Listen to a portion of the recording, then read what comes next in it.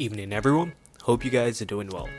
It's England taking on West Indies, and for this match I was craving some Reina Pepiada, a chicken filling popular all over Venezuela and Colombia.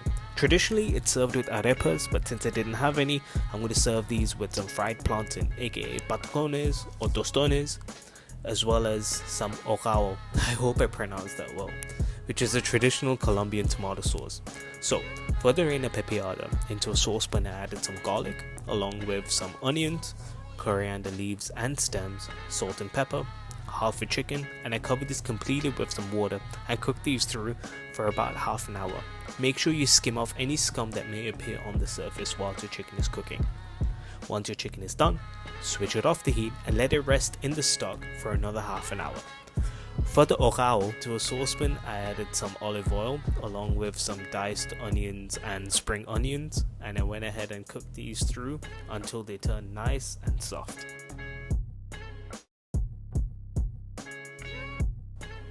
I'm also going to add about a teaspoon of salt as well, and I'm going to give this a nice little toss.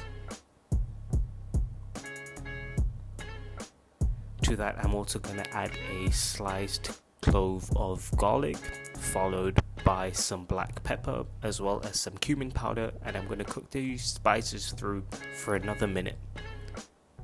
To that I'm going to add some diced tomatoes along with a little bit of salt, and I'm going to continue cooking these tomatoes until they turn soft and mushy. So after about 10 minutes I kind of realized that the tomatoes were a little bit dry, so I went ahead and added some hot water as well, and I continued cooking these for another 5 to 6 minutes. In the meantime I went ahead and shredded my chicken, and into a separate bowl I added a slightly overripe avocado which I mashed with some salt as well as some lemon juice. I also added some chopped coriander and onion, gave it a mix through. So your traditional Reina Pepiada filling would consist of avocados, onions, coriander, lime juice and mayonnaise as well, and a little bit of olive oil too. However, I kind of wanted to spice it up, so I added a little bit of garlic mayonnaise because I didn't have regular mayonnaise, as well as some Tabasco sauce and some Sriracha sauce, and I gave this a mix through. To that I'm gonna add the shredded chicken as well.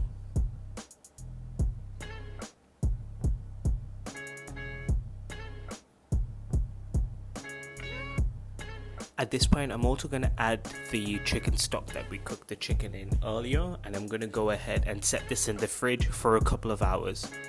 So for the plantain, I'm going to slice off the ends of the plantain, and then I'm going to take my knife and score it through the middle lengthwise, and then I'm going to separate the skin from the flesh. Once I've peeled my plantain, I'm going to go ahead and cut them into 1-inch thick discs. These are relatively small plantains. If you're able to get a hold of some larger plantains, then go ahead and cut them to about 1.5 inches to 2 inches thick discs. In the meantime, I heated a saucepan and I added a little bit of oil, to which I'm going to fry the plantains. I'm also going to make sure that I do not overcrowd my saucepan, as I want to fry off my plantain instead of boil them. And once they've reached a nice golden brown color, I'm going to take a little silver bowl and I'm going to smash them into very thin discs.